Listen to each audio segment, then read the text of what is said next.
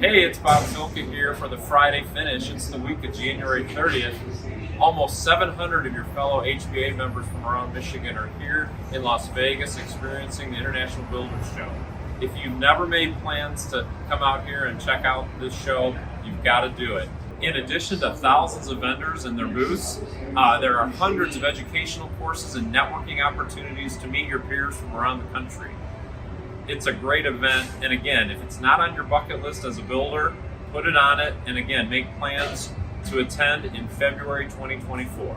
Hey, this is Rich Kligman, 2023 President of the Home Builders Association of Michigan. You know, we spend so much time working in our business. It's very important to make sure you carve out the time to work on your business. Incredible educational seminars, great networking opportunities, just a fantastic show. You can't see all of the amazing products. Biggest attendance in the history of the NHB IBS, and north of 100,000 attendees. Incredible.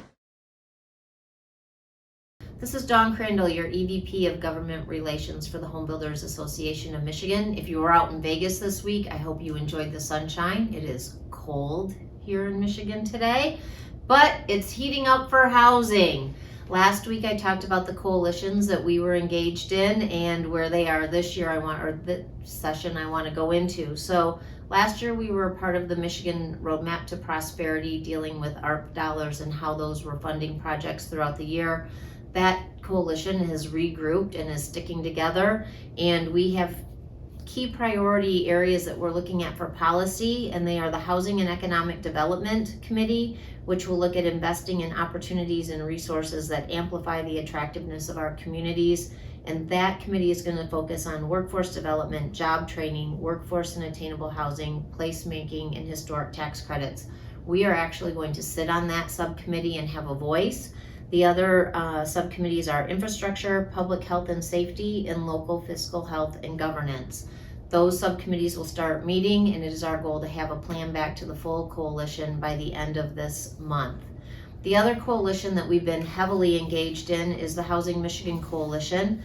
This session we're calling it Housing Michigan Coalition 2.0. We are working on a legislative agenda and meeting with legislators to again have a bipartisan, bicameral group of legislators who want to focus on housing and finding the solutions to increase housing, not only in workforce development, but across the level of attainable housing.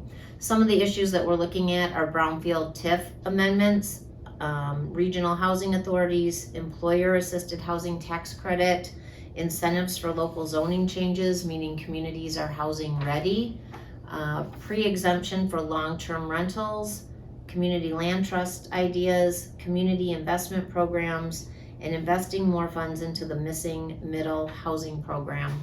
You may also recall we've been engaged in trying to work with Eagle in fixing the permitting issue. That continues to take place as well. And as we're speaking of the Housing Michigan Coalition, you might recall that Governor Whitmer signed 4 bills into law on December 13th, and we were just made aware of the first pilot program to be submitted under Senator Schmidt'S pilot bill that removes the payment in lieu of taxes. That development has submitted this week. We believe they are the first development. It is the Breakwater project up in Traverse City, and I hope you will stay tuned to hear how that takes place. And also stay tuned, there will be a webinar on how to use all 4 of the tools that the governor has signed into law, taking place the end of February, and we'll be sending out information on that. If you would like to stay engaged and up to date on either the Housing Michigan Coalition or the Roadmap to Prosperity, please send me an email with your name and contact information, including email to dawn@hbaofmichigan.com. Have a great week. One last thing for the week just to remind members of is a little known provision in the state's minimum wage law includes a provision that requires all employers to provide sick leave for their employees.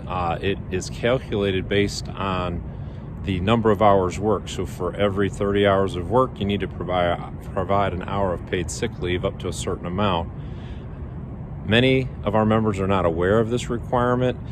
There is litigation still underway related to this law, But under the current law, this requirement could come into play as early as late this month. So stay tuned for more updates from us on that issue.